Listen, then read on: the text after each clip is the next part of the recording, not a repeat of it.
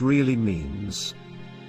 This appears to be a message to expose the banking cartel in America, and to let the people know that they have the power to liquidate them, and get back to Kansas, the real land and republic. The Wizard of Oz, written by L. Frank Baum, is not just a mere story. What is Oz a symbol for? Ounces. What is measured in ounces? Gold. What is the yellow brick road? Bricks or ingot bars of gold. The character known as the straw man represents that fictitious, all caps, legal fiction, a person the federal US government created with the same spelling as your birth name. Remember what the straw man wanted from the Wizard of Oz? A brain? No juristic person, legal fiction, paper corporation has a brain because he or she has no breath of life. What did the straw man get in place of a brain? A certificate, a birth certificate for a new legal creation.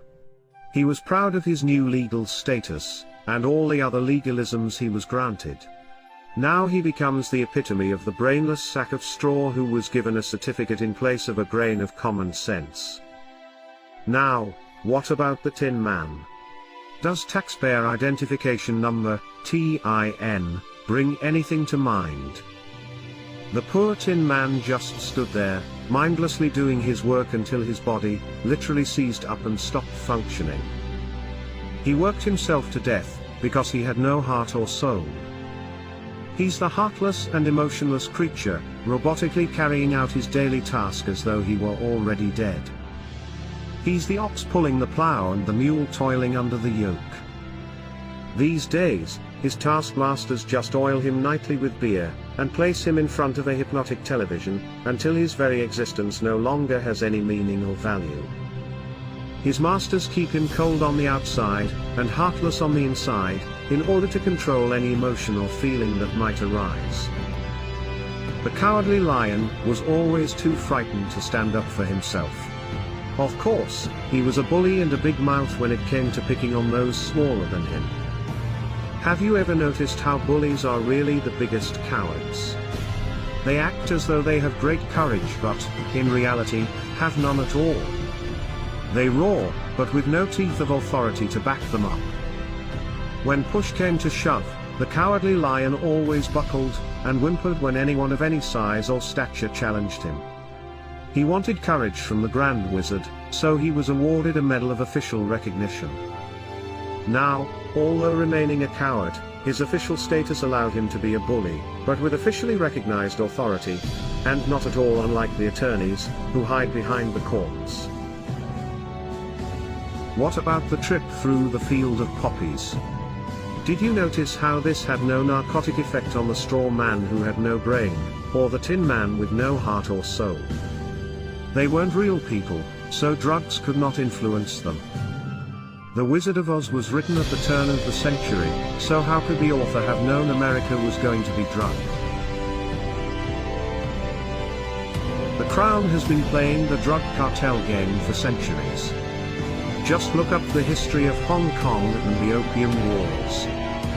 The Crown already had valuable experience conquering all of China with drugs, so why not the rest of the world? What was the Emerald City? The Federal Reserve System.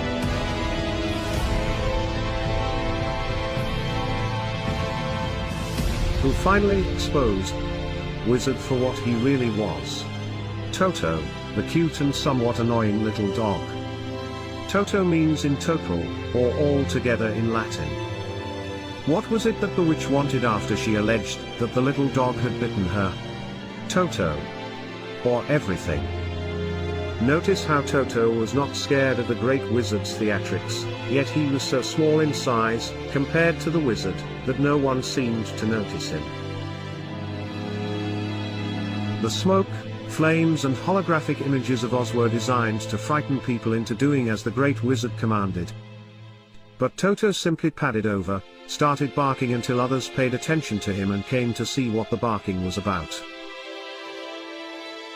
Who was behind the curtain? Just an ordinary person controlling the levers that created the illusion of the great wizard's power and authority.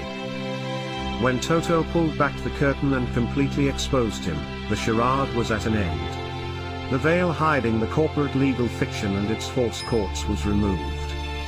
The wizard's game was up, and what was he after all? A conman, a fraud.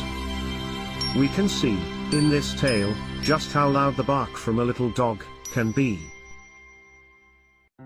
Most of us remain silent and wait to be given whatever food and recognition, if any, by our legal masters.